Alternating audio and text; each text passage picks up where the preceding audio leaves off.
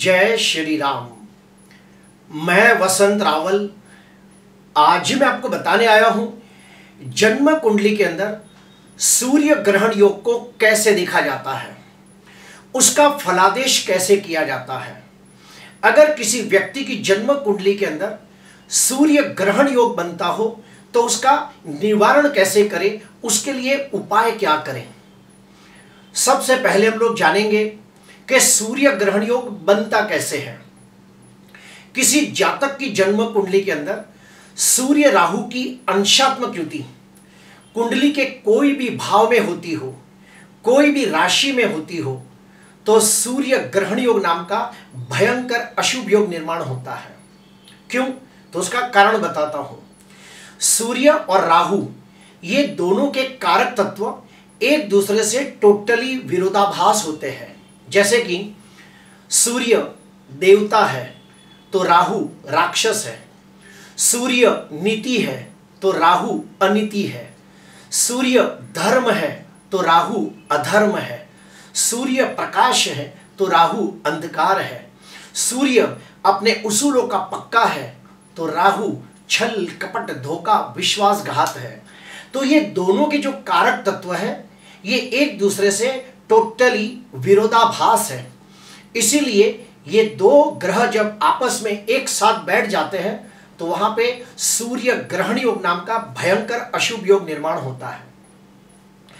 इसके पीछे कहानी भी है कि सूर्य भानु नाम का राक्षस देवताओं का रूप बदल के लाइन में बैठ जाता है और विष्णु भगवान उसे अमृत का घुट पिला देते हैं।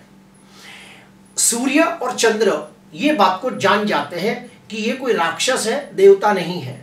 तो वो जाके विष्णु भगवान को कहते हैं कि हे विष्णु भगवान, वो कोई राक्षस है जिसने हमारे साथ छल किया है। ये सुनते ही वो सूर्य भानु नाम का राक्षस भागने लगता है। विष्णु भगवान अपने चक्र से सूर्य भानु नाम के राक्षस का छेदन करते हैं और वो दो टुकड़े में बढ़ जाता है। और वही राहु केतु है और उसको नया नाम दिया गया राहु और केतु। जो सर का भाग है उसे राहु कहा गया, धड़ का भाग है उसे केतु कहा गया। इस प्रकार से सूर्य भानु नाम के राक्षस को दो हिस्सों में बांट दिया गया और नया नाम दिया गया राहु केतु। अब ये जो राहु केतु था, इन्होंने क्या किया, सूर्य चंद्र को श्राप दिया कि हे सूर्य और आपके सातों ग्रह, आप जब भी हमारे सामने आओगे हम आपको निगल जाएंगे, हम आपको ग्रसित करेंगे, आपकी सात्विकता का नाश कर देंगे और आपको अशुभ फल देने के लिए मजबूर कर देंगे।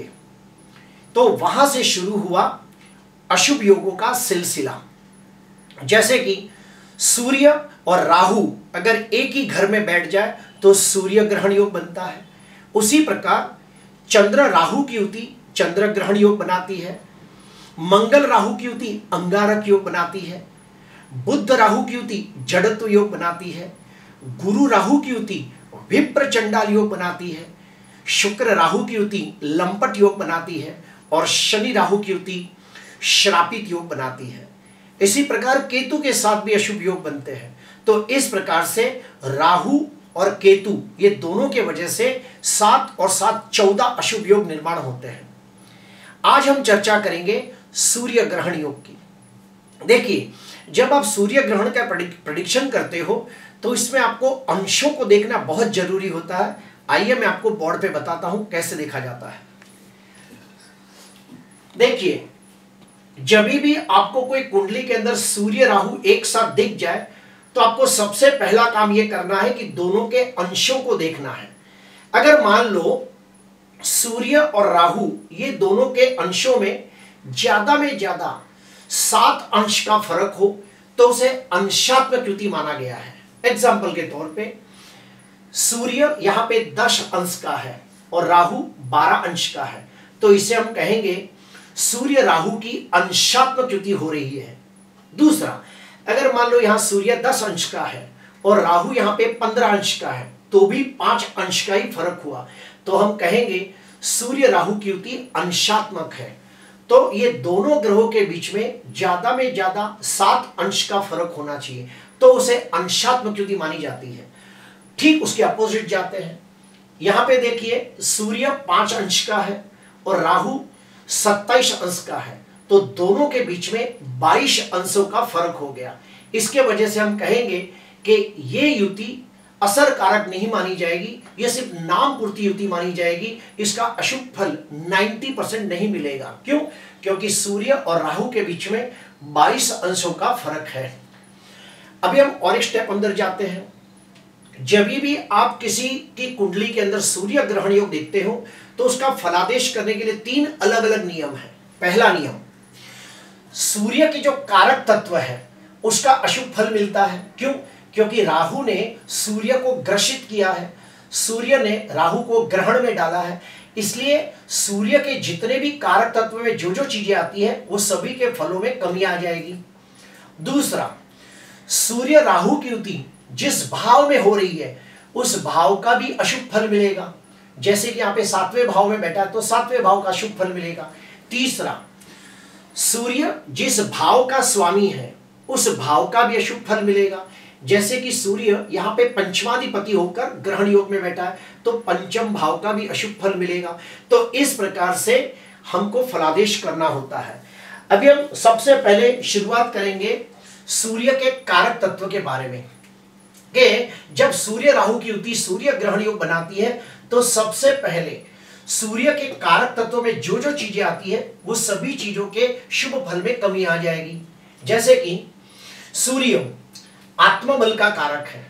जब भी किसी व्यक्ति की कुंडली के अंदर आप सूर्य राहु की अंशात्मक युति देखोगे तो आपको बोलना है कि ये व्यक्ति हमेशा कंफ्यूज रहेगा, इस व्यक्ति में निर्णय शक्ति का अभाव होगा, आत्मबल की कमी होगी, सही समय पे सही निर्णय नहीं ले पाएगा, फलस्वरूप उसकी आर्थिक उन्नति प्रगति विकास ठीक से ना होगा। दूसरा, सूर्य मान सम्मान और पद प्रतिष्ठा का भी कारक है। अगर जन्म कुंडली के अंदर सूर्य राहु की अंशात्मक युति होती हो तो ऐसे व्यक्ति को अपने कुटुंब के अंदर, अपने समाज के अंदर, अपने कार्य क्षेत्र के अंदर बहुत मेहनत करने के बावजूद उसे वो मान सम्मान पद प्रतिष्ठा की प्राप्ति नहीं होती जिसका वो हकदार होता है। फिर आगे बढ़ेंगे, सूर्य राजनीति का कारक है।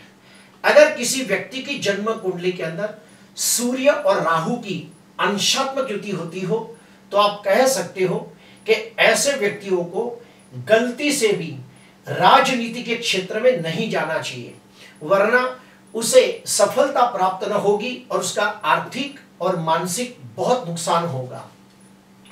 सूर्य तंदुरुस्ती का भी कारक है।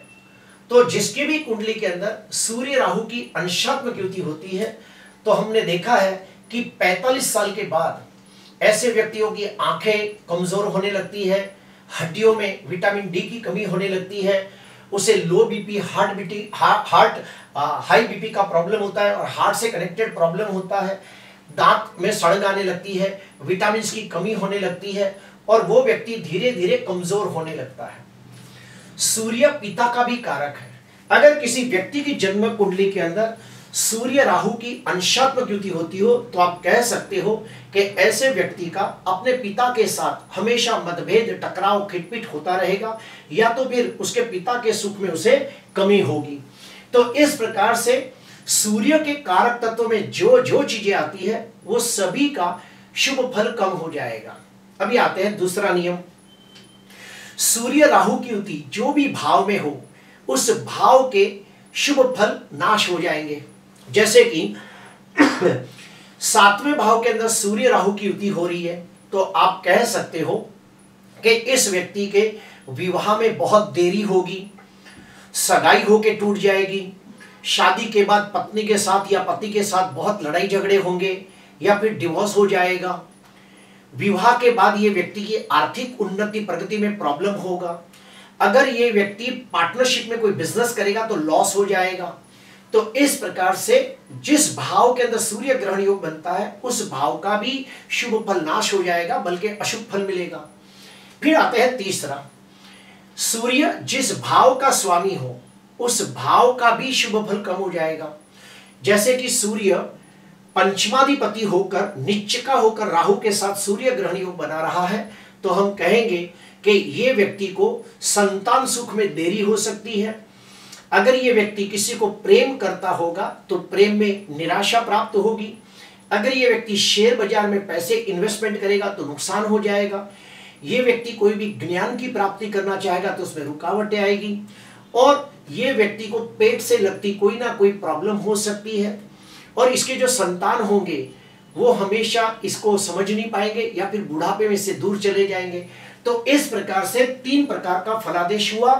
सूर्य के कारक तत्व का अशुभ फल मिलेगा, सूर्य राहु का ग्रहण योग जिस भाव में बैठा है उस भाव का अशुभ फल मिलेगा, सूर्य जिस भाव का स्वामी है उसका भी अशुभ फल मिलेगा। लेकिन ये कब मिलेगा? तो जब भी सूर्य की महादशा, अंतरदशा, प्रत्युंतर दशा, सूक्ष्म दशा आएगी तब सूर्य ग्रहण का अशुभ फल देखने को मिलता है। अभी हम और एक स्टेप अंदर जाएंगे। सूर्य ग्रहण योग और ज्यादा खतरनाक कब हो सकता है वो भी मैं आपको बताऊंगा। वृषभ लग्न की कुंडली है और सप्तम भाव के अंदर सूर्य राहु की अंशात्मक युति सूर्य ग्रहण योग बनाती है। अभी आप देखिए इसमें शनि भी अंदर ऐड हो गया। तो शनि ऐड होने की वजह से यहां पे और 3 अशुभ योग निर्माण हो गए। कौन कौन से तो सुनिए। सबसे पहला, चंद्र राहु की युति चंद्र ग्रहण योग बनाती है। दूसरा, चंद्र शनि की युति विष योग बनाती है। तीसरा, शनि राहु की युति श्रापित योग बनाती है। तो इस प्रकार से चंद्र ग्रहण, विष योग और श्रापित योग, ये 3 योग और अंदर ऐड हो गए। तो ये सूर्य ग्रहण योग बहुत ज्यादा खराब फल देगा। तो आप कह सकते हो कि सूर्य के कारक तत्व में जो जो चीजें आती है उसके शुभ फल में कमी हो जाएगी। उसको पिता के सुख में कमी हो जाएगी, 45 साल के बाद वो बार बार बीमार पड़ेगा, आत्मबल की कमी हो जाएगी, ये सब बोल सकते हो। दूसरा, ये ग्रहण योग सप्तम भाव में है तो आप कह सकते हो कि विवाह में विघ्न होगा, सगाई होके टूट जाएगी, पार्टनरशिप में धंधा नहीं करना चाहिए। उसके बाद सूर्य देखो चतुर्थाधिपति है तो चौथे भाव से लगता भी अशुभ फल हो जाएगा, शुभ फलों में कमी आ जाएगी, माता के सुख में कमी आ जाएगी। ये व्यक्ति अपने नाम पे कोई भी वाहन खरीदेगा तो उसका अकस्मात का योग बनेगा। ये व्यक्ति अपने नाम पे कोई जमीन जायदाद प्रॉपर्टी खरीदेगा तो उसमें भी प्रॉब्लम क्रिएट होगा। इस प्रकार से फलादेश करते हैं। अभी हम जानेंगे कि सूर्य राहु का ग्रहण योग अपना अशुभ फल कब कम कर देता है, या फिर ये कह सकते हो कि सूर्य राहु का ग्रहण योग का अशुभ फल कैसे कम होता है वो मैं आपको बताता हूं। अभी इधर देखिए, कर्क लग्न की कुंडली है और उसके अंदर लग्न में ही सूर्य राहु की युति सूर्य ग्रहण योग बनाती है। लेकिन साथ ही साथ आप देखिए कि गुरु कर्क राशि के अंदर उच्चका होकर हंस योग नाम का पंच महापुरुष राजयोग बना रहा है। तो गुरु नैसर्गिक दृष्टि से सबसे ज्यादा शुभ ग्रह है और गुरु जो भी ग्रह को देखता हो या गुरु जो भी ग्रह के साथ बैठ जाए उसके अशुभ फल को नाश कर देता है और उस ग्रह को शुभ फल देने के लिए बाध्य कर देता है। तो यहाँ पे गुरु उच्चका होकर सूर्य के साथ युति करके बैठा है और सूर्य गुरु परम मित्र है। तो यहाँ पे गुरु के वजह से सूर्य को बहुत ज्यादा बल मिलता है। दूसरा, चंद्र स्वगृही है और चंद्र लग्न भाव के अंदर अति विशिष्ट योग कारक ग्रह माना गया है तो चंद्र भी यहाँ बहुत अच्छा फल देगा। चंद्र गुरु की युति गजकेसरी योग बना रही है तो एक बहुत बड़ा राजयोग बन रहा है, उसके वजह से भी सूर्य को मदद मिलेगी। तो यहाँ पे हम कह सकते हैं कि सूर्य की महादशा, अंतरदशा, प्रत्युंतर दशा के अंदर सूर्य ग्रहण योग का अशुभ फल नहिवत हो जाएगा, 90% अशुभ फल न मिलेगा। और एक स्टेप अंदर जाते हैं। धनु लग्न की कुंडली है और लग्न में ही गुरु स्वगृही होकर हंस योग नाम का राजयोग बना रहा है। उसके बाद पंचमाधिपति मंगल उच्चका होकर धन स्थान में बैठा है और आप देखिए सूर्य उच्चका होकर राहु के साथ ग्रहण योग बना रहा है। तो इधर 4 प्रकार से सूर्य को मदद मिली। कौन कौन सी तो सुनिए। सबसे पहले तो सूर्य उच्चका है, ये पहला प्लस पॉइंट हो गया। दूसरा, सूर्य बुध की युति बुध आदित्य योग बनाती है, दूसरा प्लस पॉइंट हो गया। लग्नाधिपति गुरु हंस योग बनाकर पंचम दृष्टि से सूर्य को देख रहा है, तीसरा प्लस पॉइंट हो गया। मंगल पंचमाधिपति होकर उच्चका होके खुद अपनी राशि को देख रहा है, चौथा हो गया। तो यहाँ पे हम कह सकते हैं कि ये सूर्य ग्रहण का अशुभ फल नहिवत हो जाएगा और ये सूर्य 90% अशुभ फल ना दे पाएगा, बल्कि ये सूर्य शुभ फल देने के लिए बाध्य हो जाएगा। और जब भी सूर्य की महादशा, अंतर्दशा, प्रत्युंतर दशा आएगी तो ये सूर्य बहुत अच्छा फल देगा। आते हैं, उसके बाद आते हैं पांचवी कुंडली। आप देखिए यहाँ पे सूर्य दशम भाव में दिग्बली है और यहाँ पे मंगल भी दिग्बली है और यहाँ पे राहु सूर्य को ग्रहण में डाल रहा है। लेकिन आप देखिए गुरु की नवम दृष्टि सूर्य पर है तो यहाँ पे सूर्य दिग्बली, मंगल दिग्बली और गुरु की दृष्टि, तो यहाँ पे भी सूर्य ग्रहण योग का अशुभ फल कम हो जाएगा। अभी हम जानेंगे कि अगर मान लो किसी व्यक्ति की कुंडली के अंदर सूर्य ग्रहण योग बनता है तो उसके उपाय क्या करें। सबसे पहला उपाय, ऐसे व्यक्ति को सूर्योदय के पहले उठ जाना चाहिए तो ग्रहण योग का अशुभ फल कम हो जाता है। सूर्य स्वास्थ्य का कारक है तो ऐसे व्यक्ति को रोज एक्सरसाइज करनी चाहिए। तीसरा, रोज सुबह स्नान करने के बाद 15 मिनट तक ध्यान, मेडिटेशन, योग साधना करनी चाहिए। चौथा, सूर्य पिता का कारक है तो पिता के चरण स्पर्श करके उनका आशीर्वाद ग्रहण करना चाहिए। उसके बाद तांबे के लोटे के अंदर पानी भरकर उसमें थोड़ा कुमकुम डालकर सूर्य को अर्घ्य प्रदान करना चाहिए। उसके बाद तांबा, पीतल या कांसे की थाली के अंदर रोज भोजन करना चाहिए। चौथा, बुधवार, शनिवार या अमावस्या के दिन एक सूखा नारियल लेके अपने पे से एंटी क्लॉकवाइज 18 बार घुमाकर राहु के लिए बहते हुए पानी में नारियल को डाल देना चाहिए। इससे भी ज्यादा कुछ करना चाहते हो तो रविवार के दिन किसी कर्मकांडी विद्वान ब्राह्मण को घर पे बुला के आप सूर्य ग्रह को बलवान करने के लिए सूर्य ग्रह शांति पूजा कर सकते हो। सूर्य ग्रहण शांति भी पूजा होती है तो आप ये करवा सकते हो। आज के लिए बस इतना ही। अगर आपको अच्छा लगा हो तो जरूर लाइक करना, सब्सक्राइब करना। नमस्कार।